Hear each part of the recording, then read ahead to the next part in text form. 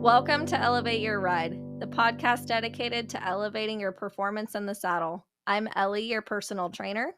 And I'm Lauren, your mindset coach.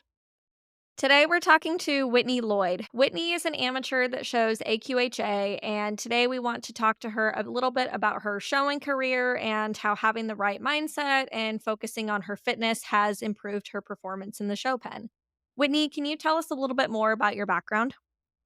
Yeah, of course. Thank you guys so much for having me. I'm so flattered and honored to be here and excited to talk about these issues that affect so many of us working amateurs. So I come by horses honestly. Both of my grandfathers grew up with horses, definitely not show horses though. My one grandfather grew up with draft horses farming during the Great Depression. My other grandfather grew up with racehorses, and it just runs in the blood, so to speak. My grandfather had a pony that he kept for me and my cousins on his farm when I was a really young child. So I begged my parents for riding lessons. And the Christmas that I turned 7 years old, they relented and signed me up for riding lessons at a local barn. And I think they thought that I'd take a few lessons and move on to the next extracurricular thing. But unfortunately for them, did not do that. So I started out at a English barn, learning a little bit of dressage, jumping, that sort of thing, and started doing local shows. And then when I was about 13, I got a horse that was more of a Western type horse, and I learned to ride Western then. And there was a guy who boarded at the barn that I kept my horse at who was into doing quarter horse shows with his halter horses. And so he suggested, "Hey, I think your horse is good enough for a quarter horse show. Why don't you come along with me to a few and check it out and see if you might like that scene?" So I started going to some quarter horse shows with him and just completely fell in love with the vibe at the quarter horse shows, the horses, how broke they were. I loved all of the fancy show outfits. Everything about it was just like my dream come true. And so I started showing quarter horse then and did it until I was about 20 or so. And then I had to grow up and finish college and do internships and all of that. So got out of horses and I moved to New York City, Chicago, Washington, D.C., lots of big city places that were not very horse friendly. So I was out of horses for about 14 years and always said that I would get back to it someday, even though I had absolutely no idea how that would ever happen. But I think my mom maybe just got sick of listening to me talk about how I wanted to get back to showing horses eventually. So 4 or 5 years ago now, she said to me, maybe it's enough talking about this. Maybe we should see if we could actually get back into it. So I called my old trainer, the last trainer I'd worked with as a youth kid, and said, "Hey, remember me? I'd really like to come back and do this again." So they started looking for a horse for me and found one. And I got back into showing. And it's been absolutely the best thing I've done for myself as an adult was to get back in the saddle and return to the horse show world. And it's really been this felt like coming home to myself after many years away from it, and it's just been a wonderful experience. What's been your favorite part about coming back to it?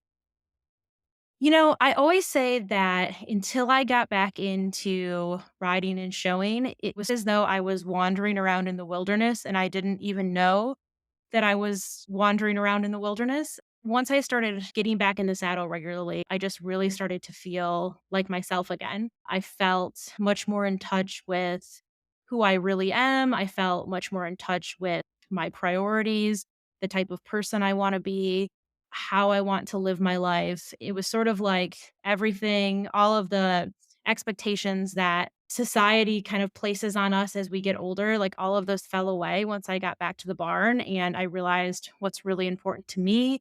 And it's really given me the sort of grounding, centered experience in my life to really be at my best in all other aspects of my life. Hey, Elevate Your Ride fans. Are you loving our show and looking for a way to show your support? Check out our line of Elevate Your Ride merchandise. From stylish t shirts to cozy hoodies to journals and hats, we have everything you need to represent your favorite podcast. Ready to gear up? Click on the Buy Our Merchandise Here link in the podcast notes or head on over to our website, elevateyourride.co, and click on the Store tab. Thank you for your support. Make sure to like, follow, and share our platform with your friends. How do you balance working and showing? If I had an answer to that question, I wish I did. It's very, very difficult. For me, it's particularly difficult because of the distance. I talk quite a bit on social media about how I actually live 4 hours one way from the barn. So, if I wanna go, train, it's a 8-hour round trip to the barn, which I do a lot of weekends if my barn is home and not at a show. And it's a huge, huge commitment of time and resources to be able to do that. And I'm happy to do it because it's my favorite thing to do, and there's really nothing else I'd rather be doing with my time. But it is really, really exhausting, and it's really difficult to constantly be on the road. I travel a lot for training at the barn. I travel a lot to horse shows. I travel a lot to see my boyfriend. I'm in a long distance relationship on top of everything else. So I am constantly on the road, and it's extremely difficult at times to juggle that and always feel like you're being pulled in a million different directions. So it's not easy at all, but I am fortunate to have a job that does allow me to work remotely sometimes. I can work it out to be able to work remotely from the barn for a couple of days or from a show. So that does give me the opportunity to train and get prepared for our shows and that sort of thing. And I'm also fortunate that my trainers are very understanding of what it's like to be a working amateur, and they really always have my horses prepared so that when I do get to the barn, I can really focus on my ride. I can focus on learning. I can focus on advancing our skills and really make the most of the time that I do have. Yeah, that is a lot of travel. I can only imagine how difficult that is to juggle everything, but it sounds like you have a pretty good handle on it. Do you do much mentally to yourself between all that traveling? I've really learned that even though I can't train or show nearly as much as I would like to, I can still be competitive and be successful at upper level quarter horse shows when I really sort of trust my own riding experience and my own skill set. And again, my trainer's program. So I may not get to ride or show as much as I would like, but when I do, I make sure that I give it everything I have. I show up focused, I show up prepared. I've, watched my videos from the last show. I asked tons of questions. I've learned to be really present when I am riding so that I can make note of what I learned in each ride and how I want to apply that the next time I'm in the saddle. I find that really being present and prepared to, give it everything you have is really the best way to approach it when my time at the barn and at shows is so limited. What do you do at home to keep yourself in the right spot mentally and physically since you can't ride all the time? Well, I do work out. I strength train. I have a Peloton. I like some hot vinyasa yoga. I sometimes get into like high intensity interval running on the treadmill. Now that I'm doing the showmanship, I'm honestly thinking about taking my cowboy boots to the gym and like running on the treadmill in them so I can finally get that like heel toe run thing down without looking so dorky. So Right? that's my latest thought. And, for me, I think working out is really largely about the mental benefits. I feel much better, more powerful, more confident when I'm in a regular routine with my workouts. So that is something that I try my best to stick to, even though I and it can be a real struggle for me to maintain that regular routine. I also practice meditation, which is something that my anxious overthinker brain really struggles with. And sometimes I wonder, like, is this actually doing anything for me? But the more I sort of force myself to practice it, the more times I experience where I realize I am sort of able to step back from my thoughts and not identify as strongly with them. And I think that's kind of largely the point of meditation. So I do find that those things are really helpful for me when I'm not able to get as much time in the saddle as I would like. When did you realize that physical fitness made a big difference for you in the saddle and in the show pen? Well, frankly, I I think we have to be honest with ourselves that the breed show all around world is kind of the beauty pageant of horse showing, right? And Yeah. so I I I know that I want to look and feel a certain way in my show clothes, and I know that if I look and feel a certain way in my show clothes, it shows up in my riding, it shows up in my performance. I ride more boldly. I'm more willing to take up space in the show pen. I'm more willing to like get the judges' attentions if I feel good and if I look good. So yeah, if I can stay on my sort of workout routine and eat as cleanly as I can most of the time, I know I'm going to feel better, feel more confident, and more prepared to show up and put on a performance, which is really what we're doing when we go out there for our minute and 30 seconds or whatever we get to go out there and put all the pieces together. How do you keep consistency with your workouts, the clean eating, meal prepping, all that sort of thing when you're always on the go and always at horse shows and that sort of thing?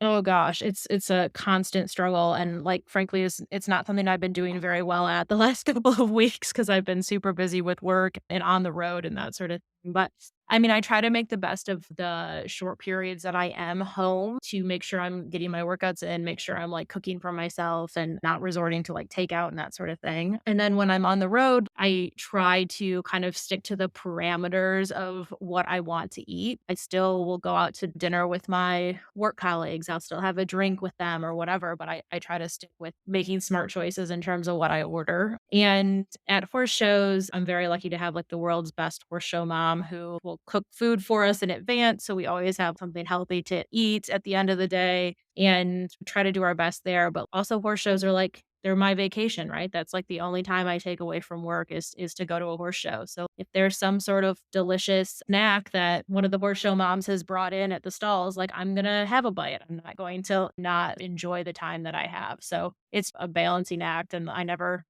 get it totally perfect, but I try to do my best. I do pretty good at the shows, like meal prepping and bringing all my own food and everything, but there's this one dad, and every time we go to a horse show, he goes and gets, like, one of the giant party boxes of crumble cookie, and I'm like, "God damn it." So, like, I did so good bringing all the right things to keep my body as prepared as I can, right? So I make sure that I eat right when I'm at the shows, but then I walk past the crumble cookie and I'm like, God dang it, that looks really good." So but you do have to enjoy it a little bit because you're right. The horse shows are your vacation, they're your time away for work. It can be stressful to not enjoy those things at the horse shows. And the last thing you want to do is cause even more stress when you're at the shows. They're already super stressful. So I think it's important to try and plan, but also be like, you know what? I am going to have a bite of that crumble cookie. I am going to have a glass of wine. I am going to go out with my friends and enjoy a nice meal. I think that you have to balance it. Yeah, for sure. I mean, horse shows are stressful enough and like putting a bunch of undue pressure on yourself to eat perfectly is just like maybe not at least in my opinion is maybe not like the best place you can direct that pressure for the few days that you are at the show. You can always get totally back on track when you come home and that sort of thing, but it's just kind of trying to do what's going to make you feel the best and make you perform at your best. And sometimes that's a drink at the stalls. Sometimes that's making sure that you like meal prepped and have something healthy to eat for dinner when you finally get done showing for the day. It's kind of like a balancing act that you figure out as you go. Hi, everyone. It's your personal trainer, Ellie. If you're looking to become a stronger, more balanced, and flexible rider, I'm here to help. I offer virtual personal training sessions and customized workout plans that you can complete on your own. As a fellow competitor, I understand the physical demands riding requires, and my goal is to help you perform your best for your horse, whether you're preparing for a show or just want to improve your everyday rides. Visit lopindowntherailfitness.com or click on my website tab in the notes of this podcast episode to learn more. Let's work together to elevate your ride. You mentioned that you practice mindfulness. Do you feel that that helps you when you get to the horse shows as well? It does, yeah. I mean, show nerves is something that I have always really, really struggled with. I want to be successful so badly in the show pen that I can really get in my head and become my own worst enemy. And I've learned that I have to be like really firm with myself at every single show to not let my nerves get out of control. So, the meditation that I practice does really help me on that front because again, I'm able to sort of separate myself and my performance from like the endless loop of thoughts and worries about what could go wrong once I step through the in gate. And I've found that utilizing a mantra of how I want to feel in the pen has been really helpful for me. So for me, I repeat to myself throughout the day when we're walking up to the pen, in the warm-up pen, when I'm standing at the cone, I tell myself that I want to be calm, confident, and relaxed. And that sort of encapsulates the sort of presence that I want to have every time I'm in the saddle, the type of presence I want to have in the show pen. So yeah, that's something that's been really useful for me. And honestly, talking to you today, Lauren, is kind of a full circle moment for me because I've always really admired your style in the pen, like the way that you look so confident and you look like you're like having the time of your life throughout your entire pattern is it's really inspiring. And it's something that I want to be able to portray that every time I show. And when I was listening to the episode that you did when you were talking about your own struggles with mindset, I was kind of blown away to learn that you'd ever had any issues at all with confidence and how you show up in the show pen because you're just kind of the epitome of the confident competitor. So I just found that really inspiring. Oh, wow. Oh, well, thank you for saying that. I do really appreciate that. That means a lot. And yeah, I do try to present the calm, confident competitor, but deep down, I am just as nervous probably as anybody else. And I've gotten better about it, right? Of being able to just stay within myself and not compare and not think that I'm not good enough. But it's hard, and you sometimes have to just fake it till you make it. And it's a constant journey and process, but I do love showing, and I'm really, really glad that you're finding that joy and confidence out there for yourself as well. Yeah, I mean, I absolutely love showing and, sometimes my mom will say, like, "I don't understand how you can love something so much that makes you this nervous," Right? which is true. I absolutely love it. There's nowhere I'd rather be than showing, but yeah, it does make me nervous, and I think it's because I care so much about it, and it's just such a big part of who I am, and so many of my goals for my life actually, reside in the show pen. So it's something that's tremendously important to me, and that can really get in your head, and that can really impact your enjoyment of it. So, it's something that I have had to really wrestle with, and I think we'll probably always have to wrestle with as long as I keep showing. Yeah. And you had said that a lot of your life goals kind of are within the show pin. How do you separate the value that you put on yourself versus the value the judges kind of put on yourself? Does that make sense? Yeah, my dad always used to say to me when I was a kid, if I had a bad day at a horse show, he'd always say, "Well, the judge will like your pony better next time." And so Yeah. that's something I always try to keep in mind that there are going to be some judges who maybe don't like your horse, don't like your style, don't like whatever it was that you were able to do that day. And that's really difficult to accept. It really is, particularly when you put so much of yourself into the sport and so much of your time and hard earned money into it that can be really a hard pill to swallow.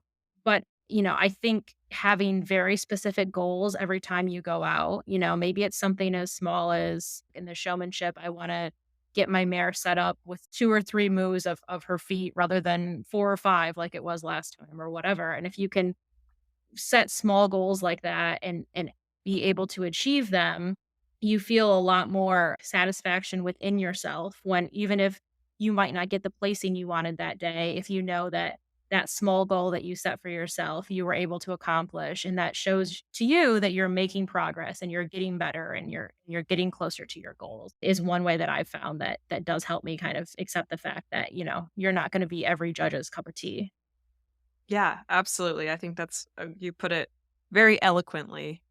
This year, you've started off with a bang. Like you had a lot of success down in Florida. So, congratulations for that. Thank you so much. We were thrilled with how Florida turned out. Yeah, it was great. How did that make you feel? How'd you feel going into it? And then by having the success, how has that changed your thought process?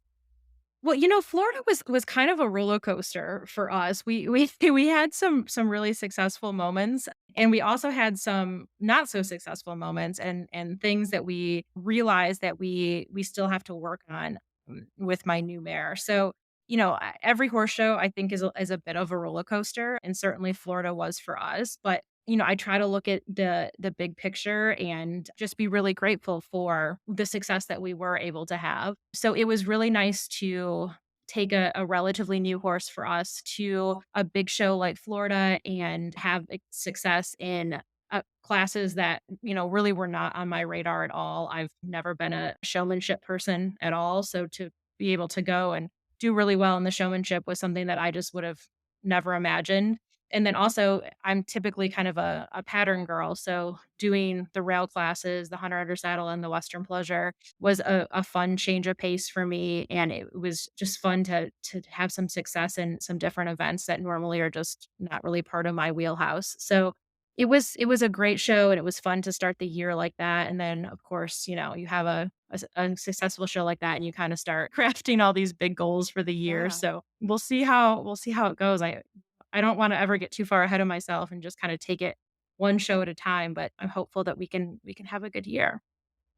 Yeah, absolutely. And you're on the right track. Now, the horse that you had before, I know you put a lot of effort into that one and it didn't quite maybe mesh with your goals. Can you tell us a little bit about that process and how you knew when it was time to make a switch?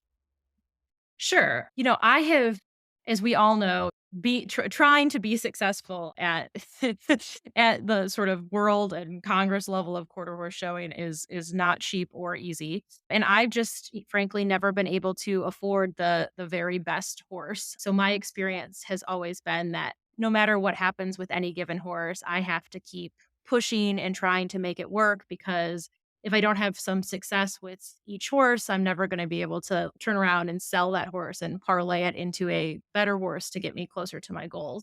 So last year, my trainers found this kind of diamond in the rough hunt seat gelding just in a sale video on Facebook. And they really liked the way he moved. And he wasn't in a major program. He didn't have a show record or anything like that. But they thought they saw a lot of talent in him and they thought, they could make him into a good horse for me. And I have a lot of faith in my trainers and their program, and so I said, "Sure, like, let's gamble and see what we come out with." And we tried and tried and tried some more, but despite the fact that he had a lot of talent, he just did not have that sort of intangible it factor or trainability that we really need in our show horses, and I was not having fun. Every single ride was really a battle, and that's just not the kind of riding or the type of horse that I enjoy. My time in the saddle is really limited, and I want to be able to have fun. And frankly, I like a sweet horse that I can kind of pamper and hang out with. And my gelding was just did not have that type of personality and was not that type of horse. So I was in the middle of a particularly challenging ride, and my assistant trainer, Austin Lester, he literally told me to stop, and I stopped the horse, and he said, "Are you honestly having fun right now?" And I answered him honestly, and I said, "No," and he said, "Okay, I'm gonna find you a new horse." And I had no idea how he was gonna do that. Very grateful for my trainers because he immediately went to work looking for a solution, and in less than a week, he had found my new mare, Dallas, and she had been shown a little bit by a select and then sold, and she was just chilling in a pasture when he found her, and he, said, "I think we can make this mare into the type of horse that you want." And when I initially looked at her, I honestly didn't really love her. I didn't really love the way she moved, but she was easier and more fun to ride than my gelding. So I again trusted my trainer and we went for it. And she's turned into a much better mover, a much better horse than I could have ever really imagined when we first kind of took the chance on her last summer. That's so cool. I love that your trainer was able to just say, "Are you even having fun?" Because I think we forget that so many times that this whole process of showing, training, prepping, everything is really should be based in having fun with the horse. And the rest of it all is all just benefits, right? Extra little bonus.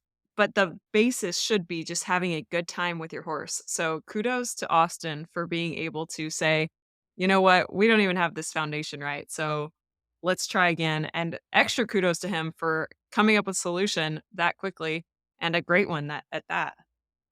Yeah, for sure. I mean, I think showing horses, training horses, any involvement in this industry is not for the faint of heart, and I think we really pride ourselves on being tough and working through any issue and like just continuing to push and push and push and push. But, the fact of the matter is, I think, particularly for amateurs like myself, is we work extremely hard to be able to afford to play at this game. And we spend all of our vacation days going to horse shows and all of our free time going to train and all of that. So this should be something that we're enjoying. And yeah, there's going to be hard moments and there's going to be things that you have to push through and there's going to be terrible rides that you don't enjoy and all of that. That's part of it. But by and large, you should be enjoying this because if you're not, it's just very hard to justify. So yeah, that's certainly something that I've had to learn, that this should be fun. And Yeah.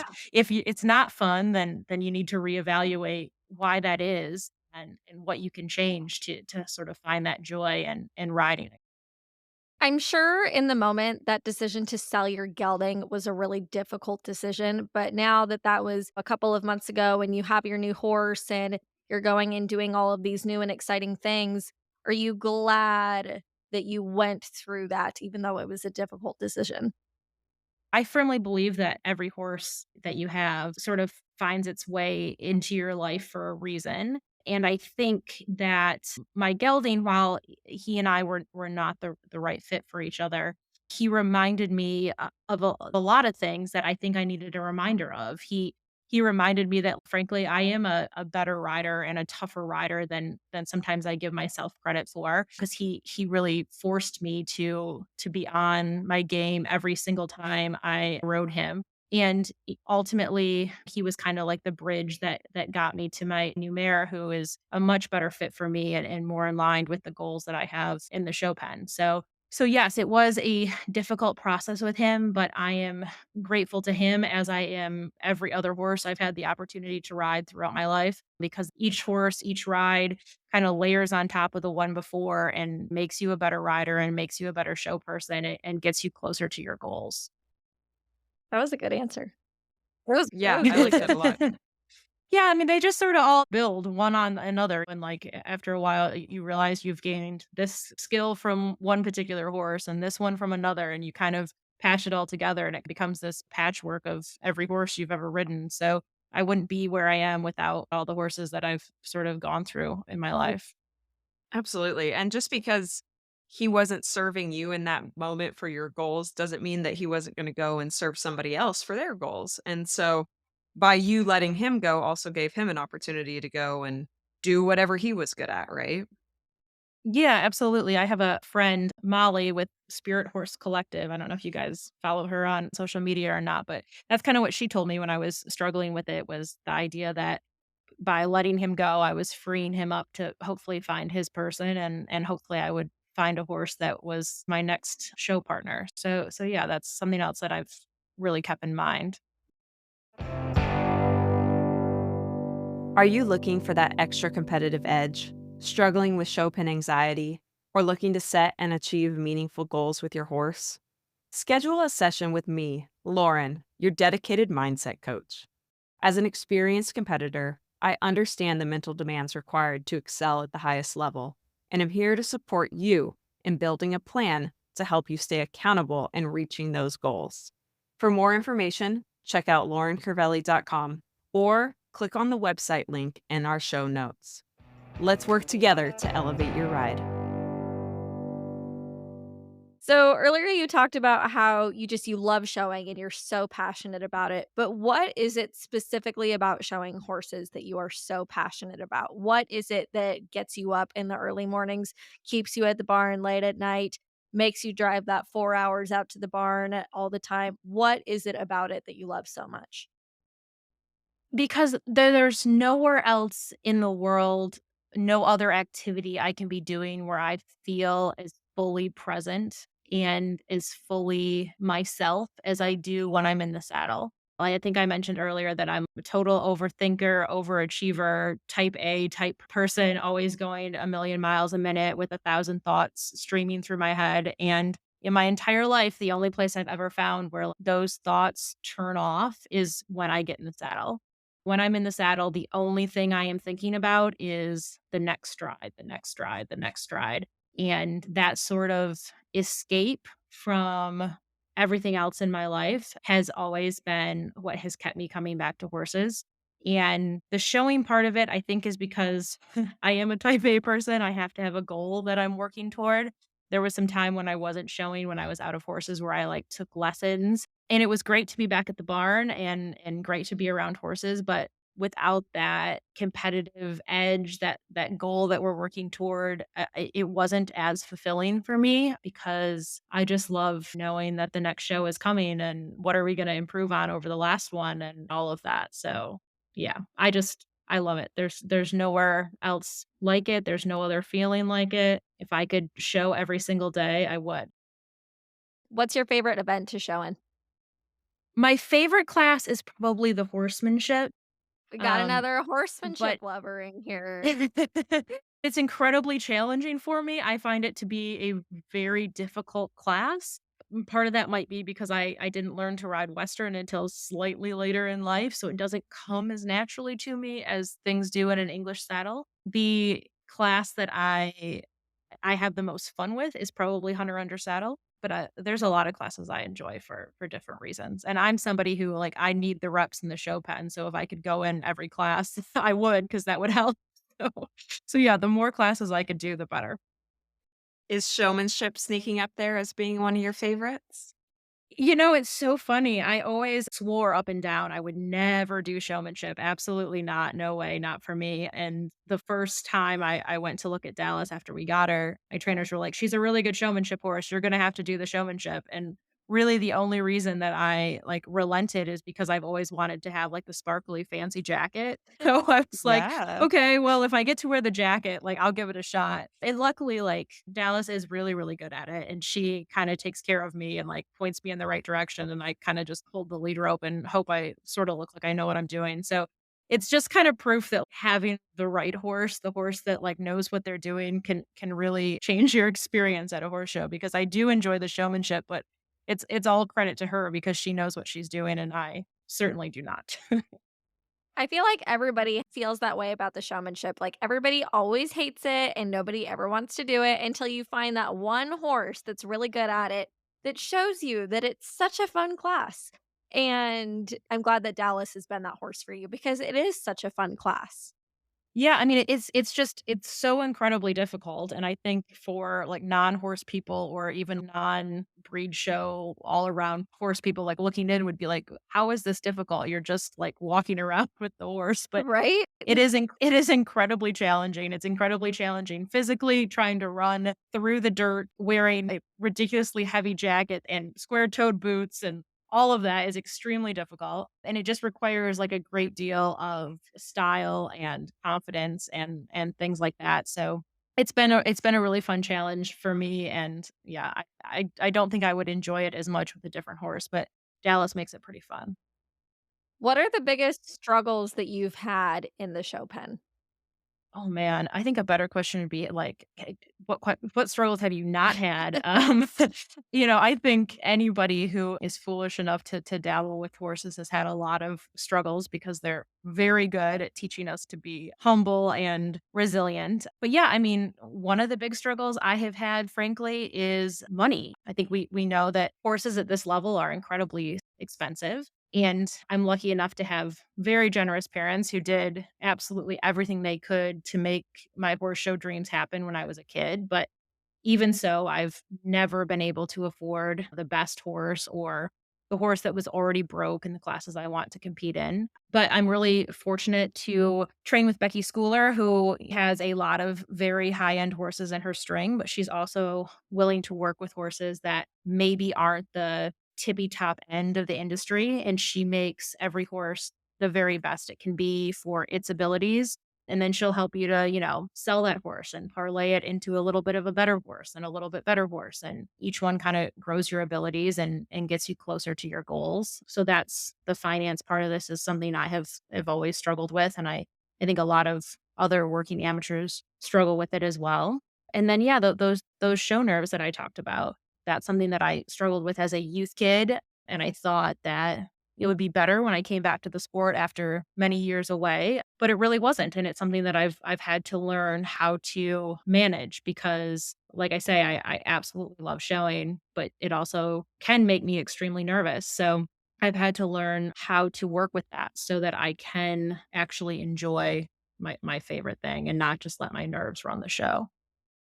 That's actually something that a lady in my barn and I were talking about earlier this week. We were talking about showing as a kid versus showing as an adult, and we were just talking about how when you're a kid, it's all about going and having fun, and it's a learning opportunity, and it's so much fun, right? And then when you get into an amateur, people get so much more stressed out about showing and writing and doing it perfectly and all this stuff. And we were trying to figure out, like, what's the difference between showing as a youth kid and showing as an amateur, and why is it so much more stressful showing as an amateur? And one of the things I think is when you're the one paying for it, it's a lot more stressful, right? Because when you're out in that show pen and you're thinking, "Oh my gosh, like I spent this much money on this class and I have to do well because I spent all this money, I've spent all this time, all these resources to get here. And so I have to do well." So I do think that plays a big part of it. And the other thing is when you're a kid, I feel like you're always learning when you're a kid, right? You're learning in school, you're learning about yourself, you're learning about horses, right? Like you're always in this learning environment. And then when you get to be an adult, you're kind of supposed to know what's going on, right? You feel this pressure as an adult. You should know how to do it and you should no longer be in the learning phase. And I think that is part of the reason why we feel so much stress as amateurs when we go to show. We feel like we shouldn't be in a learning environment. We should already know what we're doing. Yeah, I mean, I think the financial pressure of that is certainly true. I'm sure you guys have both seen that meme that pops around social media periodically, where it's like my favorite childhood memory is not paying for my own horses. And I mean, I've never identified so strongly with anything as I do with that because, yeah, I'll look at the youth kids that are in my barn, and they're incredibly fortunate. They have amazing horses and amazing show clothes, and they get to go to every single show and all of that, and they have no concept of how expensive this is, and nor should they. They are children, and that's totally fine, but it's just the pressure does ratchet up when you know that the bill is coming. I say the rent's due every month on these horses and on all my big show pen goals. So the bill is coming. You've got to go check out at the show office. You've got your show tab to take care of. You've got the vet bills to take care of. You've got show clothes to pay for and travel accommodations. And you're away from work, and it's a lot to manage. And it really does put a lot of pressure on you. And you have to really be sure that this is something that you really want to do because as an adult, you have a lot of other demands and a lot of other places that you could be. And so I think it's really important that you're constantly reevaluating and being honest with yourself. Like, is this something I really want to be doing? Is this worth the very big training bill that comes every month? Those sorts of things. You have to be very honest with yourself and willing to accept that yeah, it is expensive, but there's nowhere else I'd rather be. And so I'm gonna keep grinding. I'm gonna keep finding a way to do this. But at some point, it may not be worth it. And you have to be honest with yourself and willing to make that assessment. Yeah, I did a QuickBooks on how much I spend on these horses, and Oh my gosh. yeah, God, yes, it was at the beginning, it was really good because I had an idea as to how much I was spending on these horses, but I didn't know exactly all the tiny little numbers that go into it. But then when I started buying young horses and wanting to be able to sell them in order to keep paying for all of this, I started realizing, "Oh my gosh, this is a lot." And every class that yeah. I go in, it comes with at a cost, right? And Yep. so for a while there, knowing exactly how much it cost made it way more anxiety ridden for me. And I did slow down quite a bit because I was like, I cannot justify this.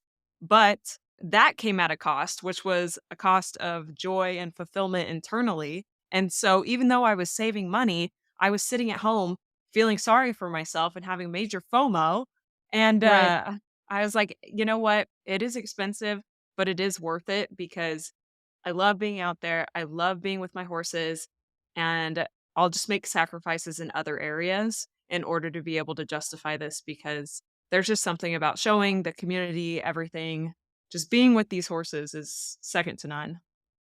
Yeah, I totally agree with that, and I have to recognize that if it was up to me, I would go to every single show, but I that's not, feasible for me as a working amateur, it's not feasible for me financially, and so, I've learned to pick and choose what shows I go to and understand that by not going to every single show, I may not be as prepared when I get to a show as I would like to be, but by doing that, it allows me to go to some shows, and going to some shows is better than going to no shows. So, it's kind of a trade-off that you have to figure out how to strike the right balance on.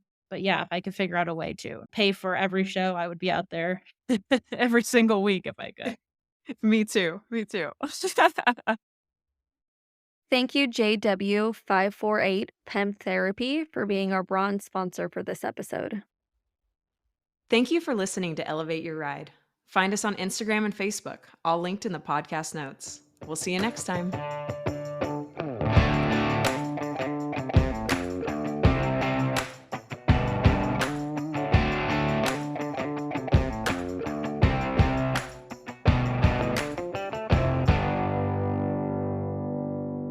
The information provided by Elevate Your Ride is for educational and informational purposes only and is not intended as medical or professional advice. While we discuss health and fitness topics related to equestrians, the content provided through this podcast is not a substitute for professional advice. The views expressed by the host and guests on Elevate Your Ride are their own and should not be taken as professional guidance. We strive to provide accurate and up to date information, but we cannot guarantee that the information will be applicable to every individual listener or that it reflects the most current research or guidelines. Before making any changes to your health and fitness routine, we strongly recommend consulting with a qualified professional who can provide personalized advice based on your individual needs and circumstances. Elevate Your Ride and its creators will not be liable for any direct, indirect, consequential, special, exemplary, or other damages arising from the use of information on this podcast. Thank you for listening to Elevate Your Ride. We are committed to providing high quality content and appreciate your trust in us as a source of information for your health and fitness journey.